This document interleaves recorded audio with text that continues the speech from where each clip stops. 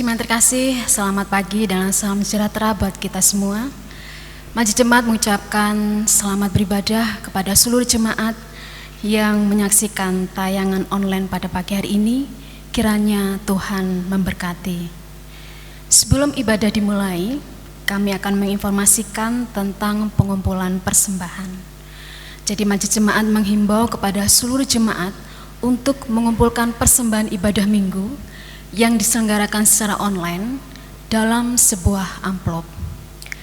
Majelis Jemaat akan memfasilitasi pengumpulan persembahan. Jadi bagi jemaat dan simpatisan yang menginginkan persembahannya dilayani dengan sistem penjemputan yang akan dilaksanakan pada hari ini tanggal 17 Mei 2020 yang dimulai pada pukul 9.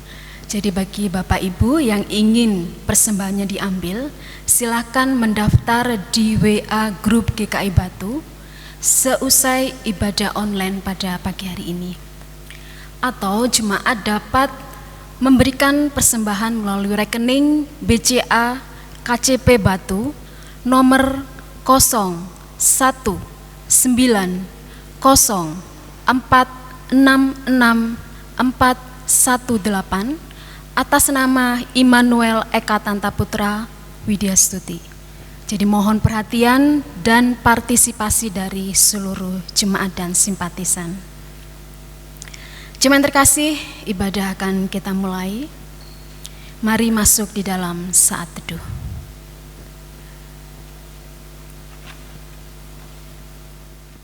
Saya mengundang Bapak Ibu Saudara untuk bangkit berdiri dan menyanyikan lagu Tuhan Allah Hadir.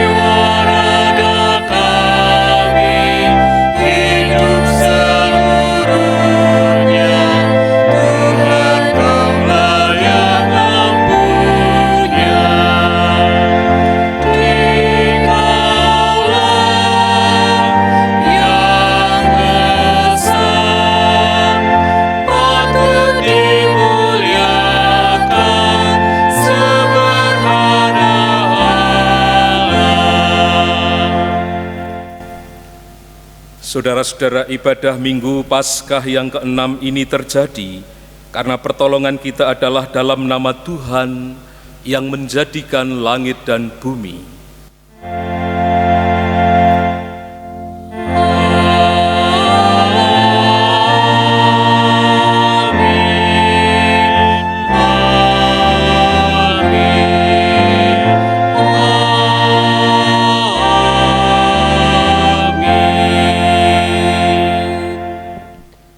Kasih karunia dan damai sejahtera dari Allah Bapa kita dan dari Tuhan kita Yesus Kristus menyertai saudara sekalian.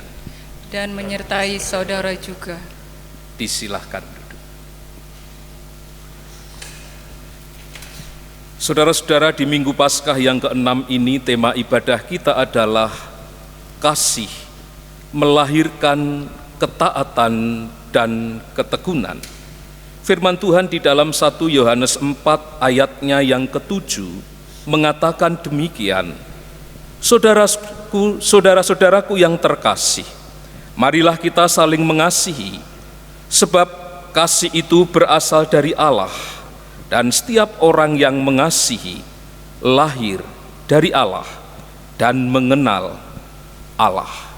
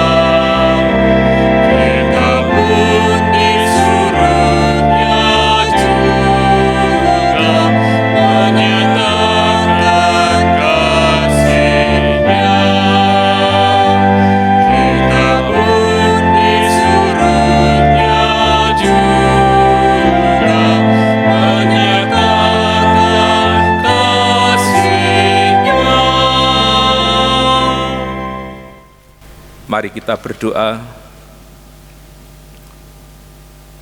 Tuhan, betapa kami menyadari ketika kami membuka Alkitab dan kami membaca bahwa perintah-Mu yang utama itu adalah supaya kami mengasihi sesama kami seperti kami mengasihi diri kami sendiri. Kami mendapati sebuah kenyataan bahwa kami belum mampu melakukan itu. Tuhan, ampunilah kami jikalau kasih kami kepada sesama kami bersifat parsial dan transaksional. Kasih kami bukan seperti kasih Tuhan yang bersifat universal dan secara optimal Tuhan berikan kepada setiap kami. Karena itu ya Tuhan, ampunilah dosa kami jikalau di dalam kehidupan nyata kami belum mampu taat terhadap perintah-Mu itu. Kami belum bertekun di dalam kasih kepada sesama, dan terlebih-lebih juga kami mengasihi Tuhan. Kami belum bisa melakukan seperti yang Tuhan kehendaki. Tuhan Yesus, Sang Firman yang hidup, melalui firman-Mu kami memperoleh pengetahuan dan hikmat bahwa kasih yang Tuhan berikan kepada kami itu tak bersyarat. Karena itu ya Tuhan, ampunilah kami jikalau di tengah-tengah praktek hidup nyata kami seringkali kasih kami masih bersyarat. Bapa di dalam surga, dengarkanlah permohonan kami. Kami memohon pengampunan atas segala dosa kami. Kami berdoa di dalam nama Tuhan Yesus Kristus. Amin.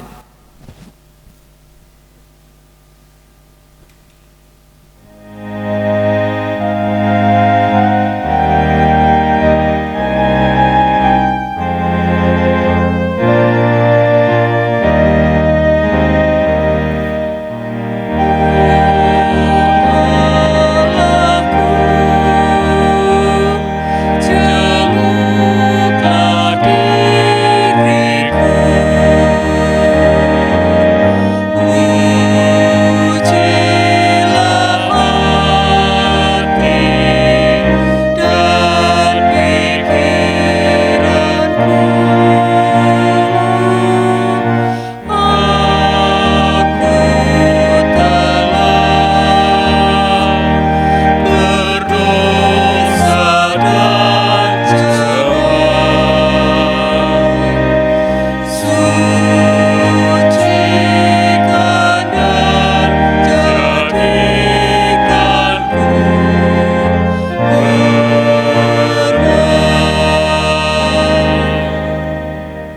Saudara-saudara, saya undang bangkit berdiri.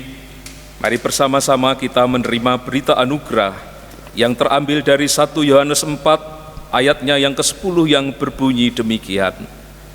Inilah kasih itu, bukan kita yang telah mengasihi Allah, tetapi Allah yang telah mengasihi kita dan yang telah mengutus anaknya sebagai pendamaian bagi dosa-dosa kita. Demikianlah berita anugerah dari Tuhan. Kita memberikan salam damai. Salam damai, salam damai, salam damai.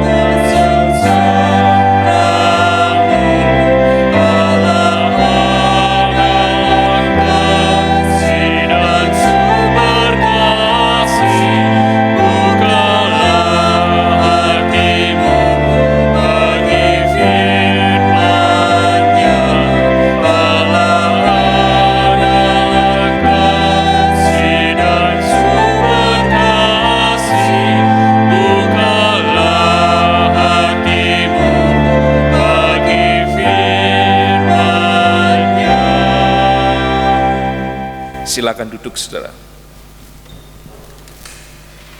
Mari bersama-sama sebelum kita akan membaca dan merenungkan sabda Tuhan, kita berdoa kepada Tuhan untuk memohon pertolongan Roh Kudus.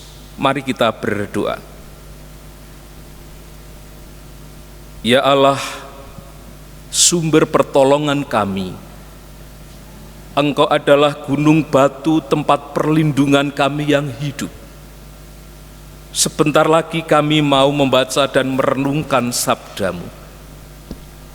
Kami berlindung kepadamu ya Tuhan, dari kuasa-kuasa roh jahat, roh kegelapan, yang ingin menggoda kami, yang ingin mencuri benih firman Tuhan yang Kau taburkan kepada kami.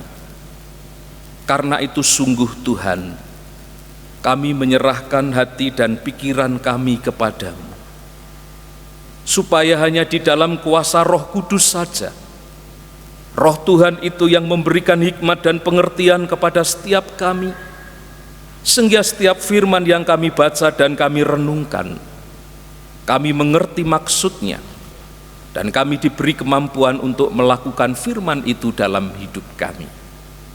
Ya Tuhan Yesus, Sang Firman yang hidup, berkatilah perenungan kami pada saat ini, supaya ketika kami selesai mengikuti ibadah ini, kami boleh menjadi orang yang boleh diliputi dan dikuasai oleh kasih-Mu, sehingga dalam hidup kami sehari-hari, kami boleh menjadi pelaku kasih itu.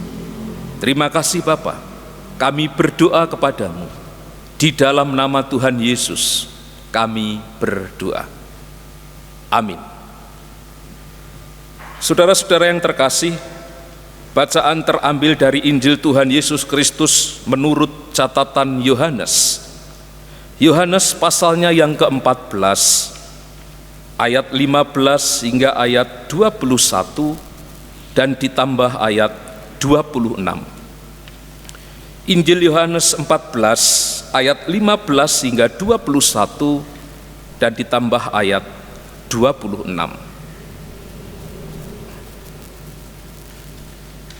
Jikalau kamu mengasihi aku, kamu akan menuruti segala perintahku. Aku akan minta kepada Bapa, dan Ia akan memberikan kepadamu seorang penolong yang lain, supaya Ia menyertai kamu selama-lamanya, yaitu Roh kebenaran. Dunia tidak dapat menerima Dia, sebab dunia tidak melihat Dia dan tidak mengenal Dia. Tetapi kamu mengenal Dia, sebab Ia menyertai kamu dan akan diam di dalam kamu. Aku tidak akan meninggalkan kamu sebagai yatim piatu. Aku datang kembali kepadamu. Tinggal sesaat lagi dan dunia tidak akan melihat aku lagi. Tetapi kamu melihat aku, sebab aku hidup dan kamu pun akan hidup. Pada waktu itulah kamu akan tahu bahwa aku di dalam Bapa-Ku dan kamu di dalam aku, dan aku di dalam kamu. Barang siapa memegang perintahku dan melakukannya, dialah yang mengasihi aku. Dan barang siapa mengasihi aku, ia akan dikasihi oleh Bapa-Ku, dan aku pun akan mengasihi dia dan akan menyatakan diriku kepadanya. Ayat 26. Tetapi penghibur, yaitu Roh Kudus, yang akan diutus oleh Bapa dalam namaku, Dialah yang akan mengajarkan segala sesuatu kepadamu dan akan mengingatkan kamu akan semua yang telah kukatakan kepadamu. Demikianlah Injil Tuhan Yesus Kristus. Berbahagialah mereka yang mendengarkan firman Tuhan dan yang setia memelihara dalam hidupnya setiap hari. Haleluya.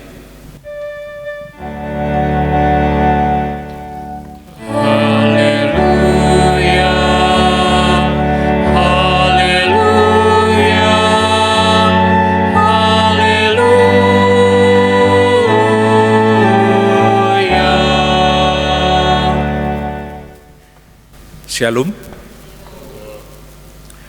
Saudara, nama Didi Kempot sangat familiar bagi pecinta lagu-lagu patah hati. Barusan ia berpulang ke dalam rahmat Tuhan. Karena itu Didi Kempot juga dijuluki sebagai Godfather of Broken Heart. Ya. Sedangkan para fansnya sering disebut sebagai apa, saudara? Sobat Ambyar. Rupanya Pak Majelis kita juga mengikuti. Saudara, Didi Kempot menjadi penyanyi yang terkenal karena dia memiliki guru yang luar biasa.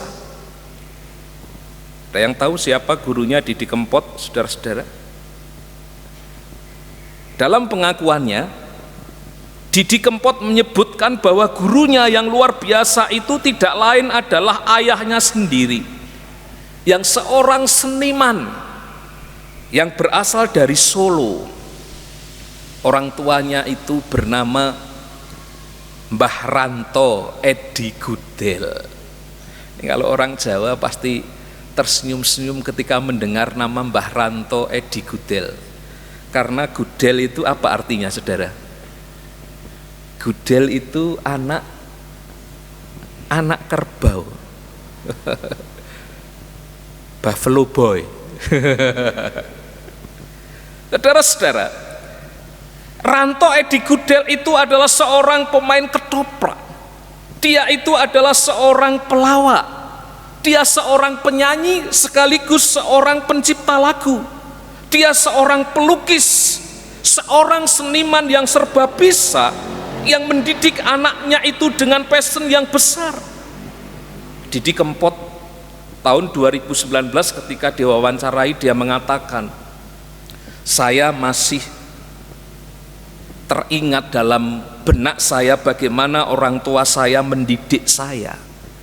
Guru saya itu memperkenalkan saya dengan dunia seni.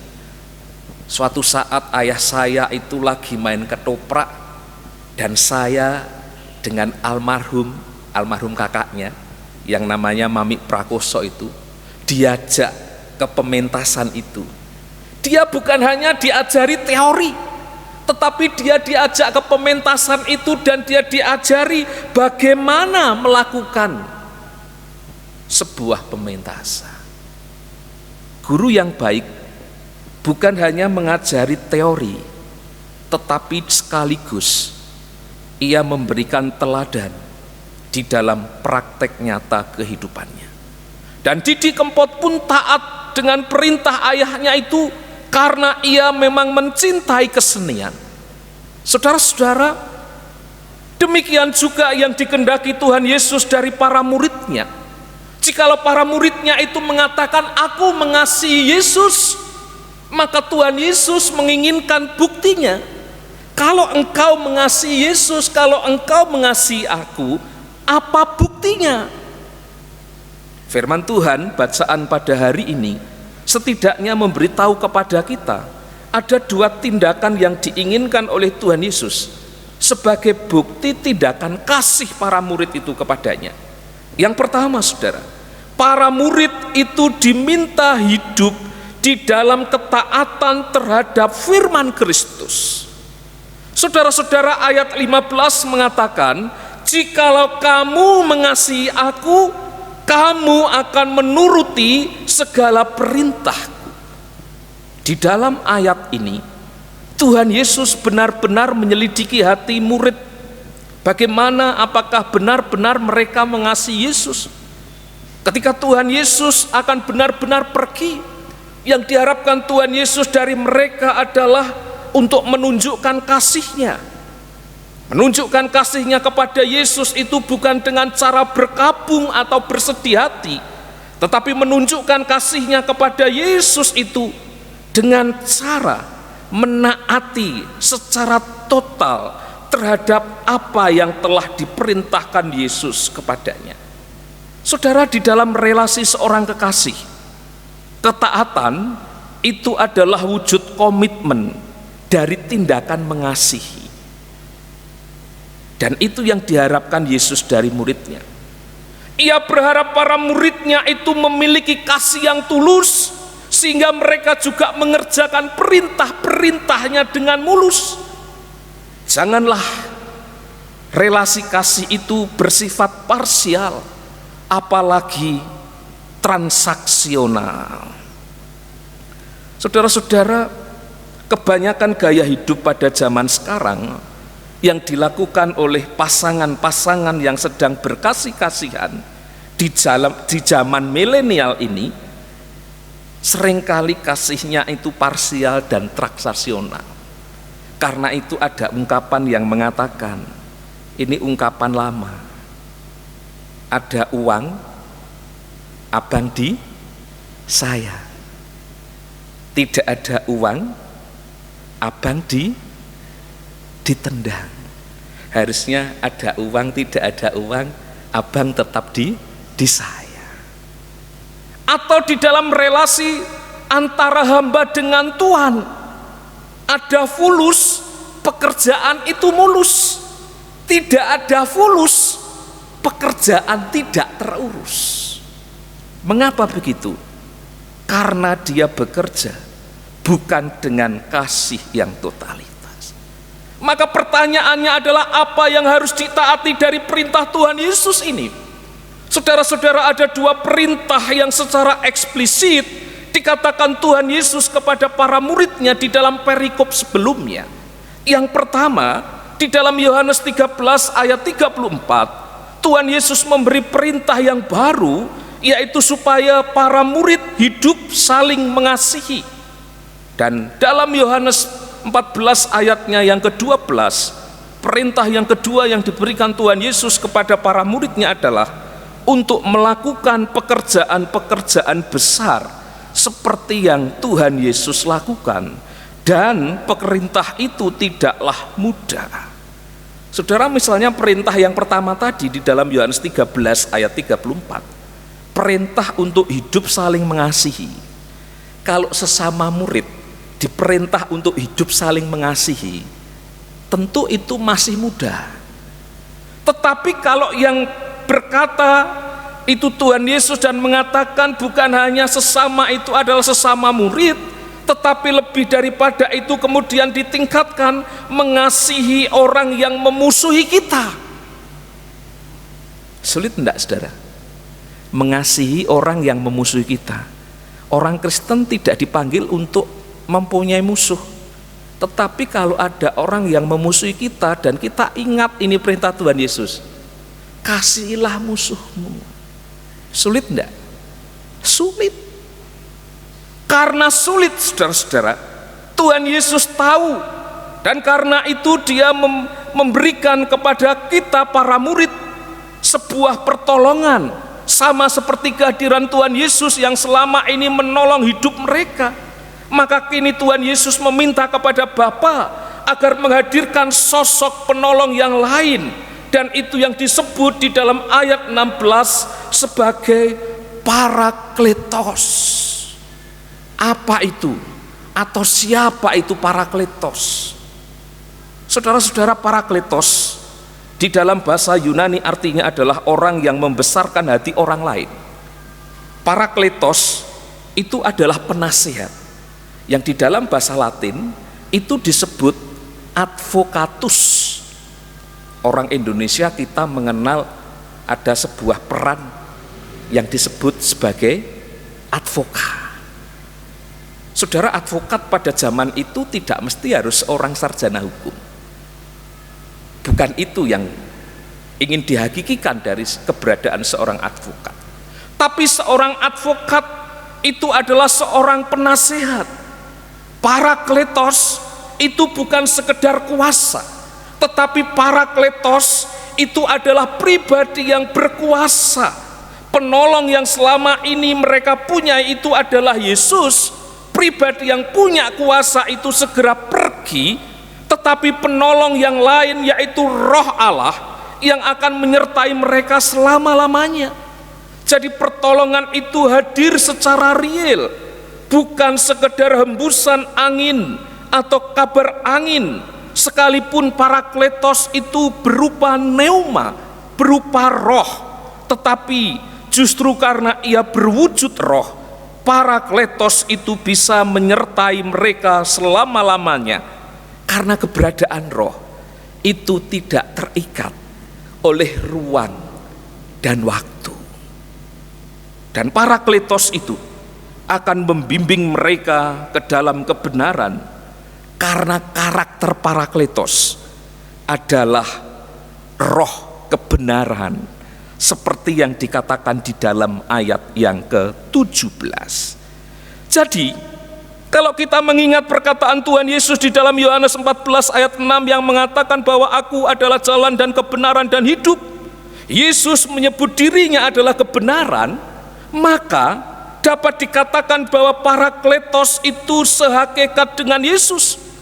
Kalau ia sehakikat dengan Yesus, maka ia memiliki sifat dan cara kerja sama seperti Yesus, yaitu berkarya di dalam kelembutan dan kasih, termasuk ketika mengarahkan, ketika membimbing orang percaya untuk hidup di dalam ketaatan terhadap firman Tuhan.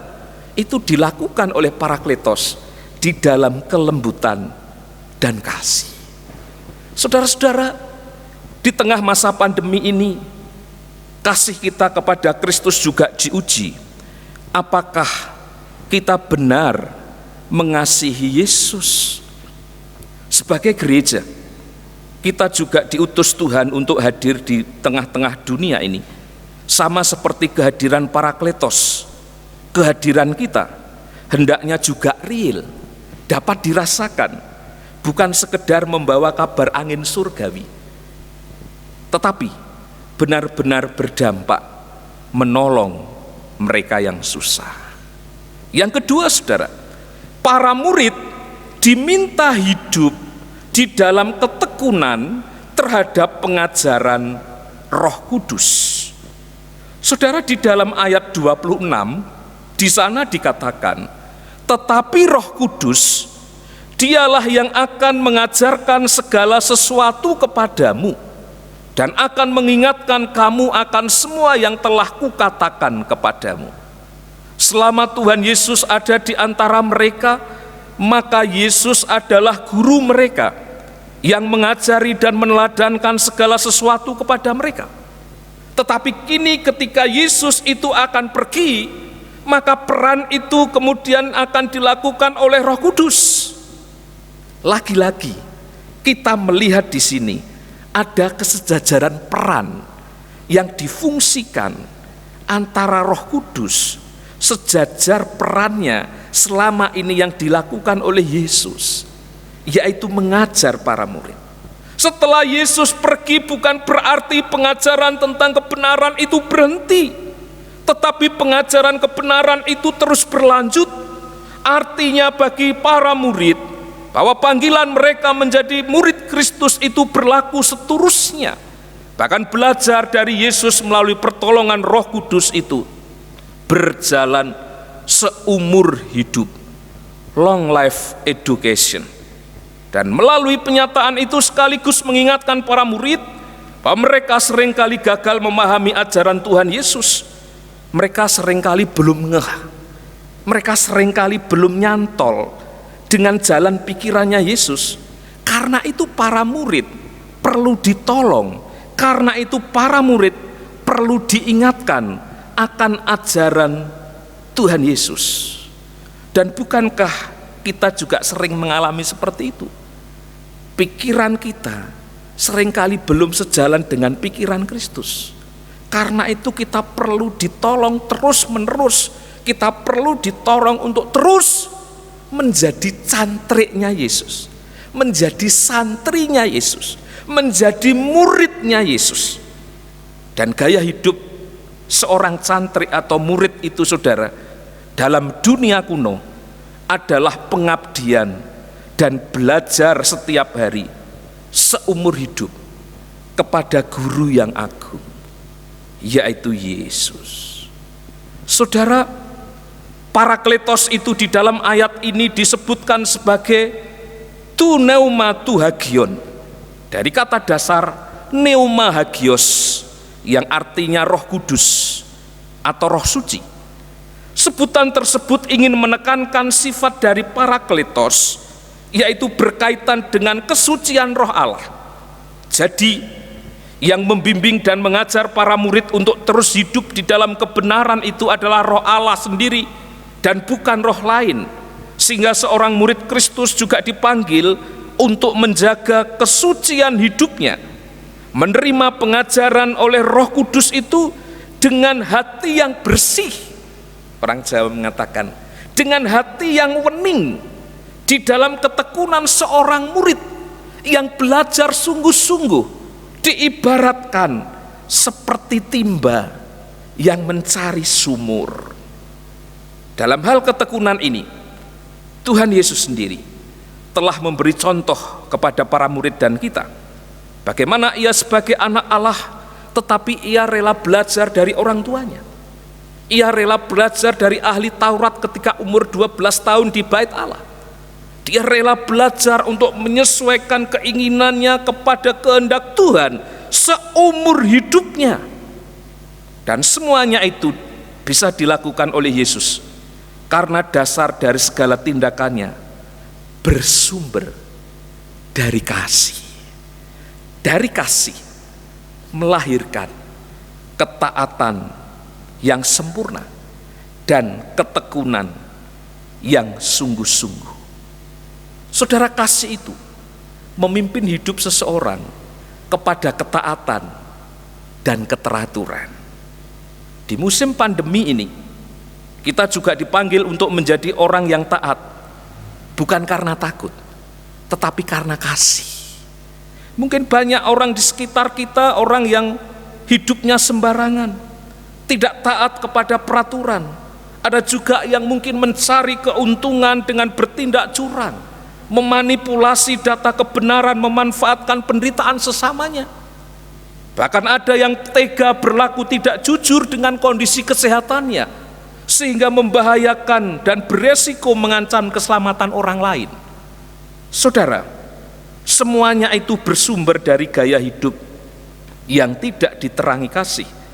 Tetapi kita sebagai murid Kristus, kita yang telah mengalami kuasa kebangkitan Kristus itu, mari kita berlaku kasih. Sebab dari kasih akan melahirkan ketaatan dan keteraturan, dan dari sana akan bermuara pada damai sejahtera di dalam kehidupan ini. Selamat mewujudkan kasih kepada sesama. Tuhan memberkati kita. Amin. Saat teduh untuk saudara.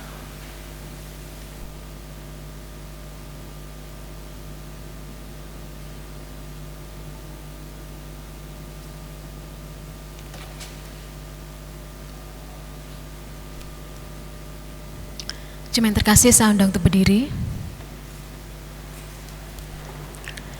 Marilah kita bersama dengan gereja dari segala abad dan tempat mengakui pengakuan iman kita yang berbunyi demikian. Aku percaya kepada Allah, Bapa yang Maha Kuasa, Khalik langit dan bumi, dan kepada Yesus Kristus anaknya yang tunggal Tuhan kita, yang dikandung daripada Roh Kudus, lahir dari anak darah Maria, yang menderita sengsara di bawah pemerintahan Pontius Pilatus, disalibkan, mati dan dikuburkan, turun ke dalam kerajaan maut. Pada hari yang ketiga, bangkit pula dari antara orang mati, naik ke surga, duduk di sebelah kanan Allah, Bapa yang Maha Kuasa, dan dari sana Ia akan datang untuk menghakimi orang yang hidup dan yang mati. Aku percaya kepada Roh Kudus, gereja yang kudus dan am, persekutuan orang kudus, pengampunan dosa, kebangkitan orang mati, dan hidup yang kekal. Amin. Silakan duduk kembali. Mari saudara-saudara kita menaikkan doa syafaat kita. Mari kita berdoa. Bapa, kami bersyukur di tengah-tengah pandemi virus corona ini kami masih boleh membangun ibadah bersama-sama secara online. Tuhan yang memberkati ibadah kami, sehingga kami boleh mengalami perjumpaan dengan Tuhan. Kami juga memohon kepada Tuhan kiranya Tuhan mendengarkan doa kami, terutama ya Tuhan terhadap keadaan kami di alam semesta ini, di mana Tuhan Engkau melihat bahwa semesta ini saat ini sedang sakit. Ya Bapa, kami berdoa kiranya Tuhan menyatukan hati setiap pemimpin negara, agar mereka bersama-sama boleh bersatu hati untuk melawan penyebaran virus COVID-19 ini, supaya alam semesta ini kembali dipulihkan. Kami berdoa untuk negara kami Indonesia. Kami berdoa untuk presiden kami, Bapak Joko Widodo dan Wakil Presiden Kiai Haji Ma'ruf Amin, bersama dengan jajarannya para menteri kabinet dan juga lembaga tinggi negara yang lain, supaya mereka juga boleh bersehati di dalam memutus rantai penyebaran virus ini. Kami berdoa untuk para pemimpin daerah, baik gubernur maupun bupati atau wali kota. Kiranya juga Tuhan Engkau memberkati mereka, supaya melalui kesatuan hati mereka, mereka juga dapat memimpin wilayahnya masing-masing, terutama untuk menanggulangi wabah virus corona ini. Kami berdoa untuk Jawa Timur, kami berdoa untuk gubernur kami Ibu Khofifah, kami berdoa untuk Kota Batu di mana kami berada. Kami berdoa untuk wali kota Ibu Dewanti dan wakil wali kota Bapak Punjul Santoso. Kiranya Tuhan memberkati mereka, supaya di dalam tangan kepemimpinan mereka, mereka dapat menanggulangi wabah virus ini bersama dengan jajarannya. Kami berdoa untuk para dokter, para tenaga medis, para perawat yang berada di rumah sakit atau puskesmas, yang berada di garda terdepan untuk menangani wabah ini. Ya Tuhan, kiranya Engkau melindungi mereka, Tuhan memberi kesehatan kepada mereka. Kiranya kecukupan alat pelindung diri, alat-alat kesehatan penunjang yang ada di setiap rumah sakit atau puskesmas boleh tersedia dengan baik, sehingga para tenaga medis ini mereka juga boleh tertolong dalam pelayanan mereka. Kami berdoa ya Tuhan untuk saudara-saudara kami yang mungkin ada yang terjangkit wabah ini. Kiranya Tuhan berikan daya imun yang baik, pikiran yang positif, supaya mereka dengan semangat yang ada boleh berpulih kembali. Bahkan untuk keluarga mereka, kiranya juga Tuhan berikan kesabaran untuk mendampingi orang yang sakit ini. Kami berdoa untuk masyarakat yang terdampak, mengalami kemerosotan di dalam penghasilan, mengalami kehilangan pekerjaan, mungkin mereka di PHK atau dirumahkan di dalam jangka waktu yang tidak terbatas. kami berdoa kiranya Tuhan yang meringankan beban ekonomi mereka. Kami berdoa ya Tuhan untuk jemaat-Mu yang lanjut usia di GKI Batu ini. Kami berdoa kiranya Tuhan memberkati mereka. Kami berdoa untuk Bapak Stanford, untuk Ibu Satuni, Tante Bun, Tante Evi, Ibu Meni, Pak Ajis, Pak Tanto, Pak Seno, Pak Suhadi, Pak Eko, Ibu Erna, Bapak Niko, Ibu Tin, Pak Yohanes Massa, para lansia yang ada di Panti Vreda Simon Petrus. Kiranya Tuhan memberi semangat dan sukacita kepada mereka. Kiranya juga Tuhan menjamah dan memulihkan mereka yang sakit, mereka yang sedang berpulih. Kami berdoa untuk Ibu Maria Panti Vreda, kami berdoa untuk Ibu Lukman, kami berdoa untuk Bapak Hadi Widodo, kami berdoa untuk Ibu Kristiaman, kami berdoa untuk Ibu Ahuta Soid, Bapak Betantio, Ibu Sumilah, Bapak Paidi, Ibu Suhadi, Ibu Meran, Ibu Lina, Ibu Budiman, Bapak Halim Hartanto, Pak Mulyanto, dan Ibu Supatmi. Tuhan kasihanilah mereka, berikan kekuatan yang baru kepada mereka, dan pulihkanlah mereka ya Tuhan. Kami juga berdoa untuk anak-anak kami yang sementara waktu ini mereka harus sekolah di rumah. Tuhan berikan semangat kepada mereka, supaya mereka tetap bisa belajar dengan baik. Kami berdoa untuk jemaat-Mu yang saat ini mengikuti ibadah online ini, ataupun siapapun saudara kami yang mengikuti ibadah online ini. Ya Tuhan, berkatilah hidup kami semuanya. Apa yang menjadi pergumulan kami, kiranya Tuhan yang menolong kami. Bapa di dalam surga, inilah yang menjadi pokok permohonan kami.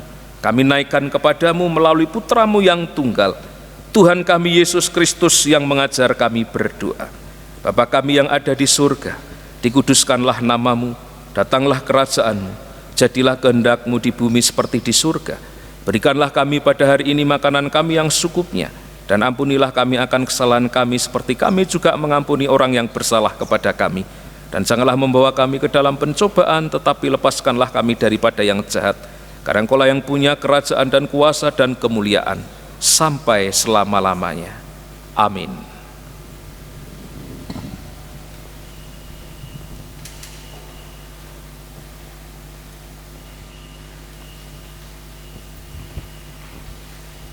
Jemaat, kini waktunya kita memberikan persembahan kita. Nats persembahan terambil dari Ibrani 13 ayat 15 sampai 16. Sebab itu, marilah kita oleh Dia senantiasa mempersembahkan korban syukur kepada Allah, yaitu ucapan bibir yang memuliakan nama-Nya. Dan janganlah kamu lupa berbuat baik dan memberi bantuan, sebab korban-korban demikianlah yang berkenan kepada Allah. Sambil kita memberikan persembahan, mari kita iringi dengan menyanyikan lagu pujian dari PKJ 264, baitnya yang pertama. Apalah arti ibadahmu?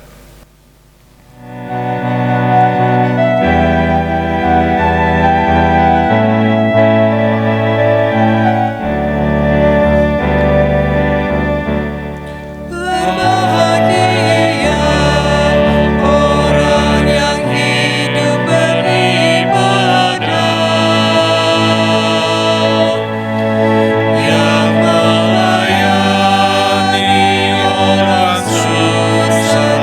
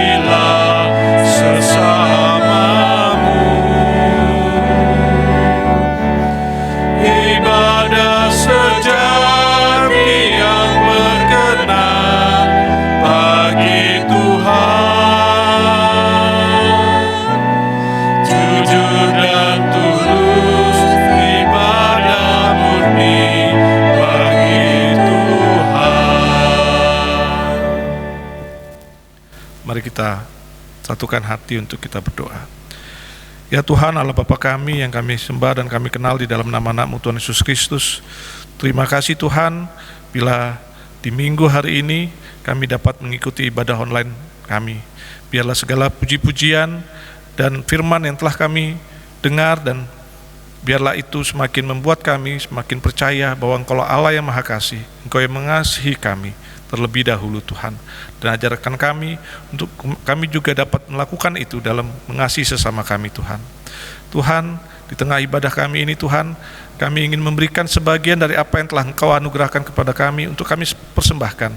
Kiranya Engkau berkenan atas persembahan kami ini Tuhan. Dan biarlah persembahan ini dapat dikelola oleh majelis jemaat di tempat ini untuk dapat dikembangkan untuk perluasan pelayanan di gereja GKI Batu ini Tuhan. Inilah doa persembahan syukur kami Tuhan. Di dalam nama anak-Mu Tuhan Yesus Kristus kami panjatkan doa ini. Amin. Amin.